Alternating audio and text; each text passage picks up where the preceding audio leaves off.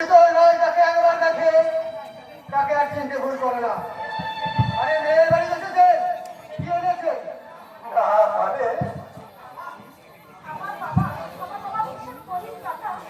আরে তুমি চুপ করো। গরিব তো গরিবের মেয়ের বাড়িতে আপনারা তো সব কেন শুনি?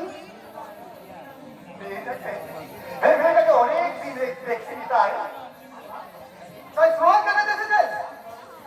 আর আপনার মধ্যে দাঁড়িয়ে আসছে কি হয়ে চেষ্টা করতে হয় সেটা আমার ভালো হয়ে জানা আছে। আপনি আপনি আমাকে অযথায় অপমান করছেন। আরে অপমানের তো এখন সবই বাকি। মেয়েকে শুধু হাতে বিজয়ী করে মনে মনে বলছেন তারিফ করছেন বুঝি, কিন্তু না, ওকে আমি সুখে থাকতে দেবো না। আর আপনিও রেহাই করেন না। এসব কি বলছেন আপনি? আমি সবই বুঝি, আমি এই খাতে বিয়ে করি না। এই বাপ বিটিতে আমার শোনা হচ্ছে আমি ভাইপোকে মাথাটা খেয়ে নিয়েছে। অন্য জায়গায় বিয়ে হলে সে অনেক টাকা বার করবে তো। আমি তো অস্বীকার করি না। আসলে আসলে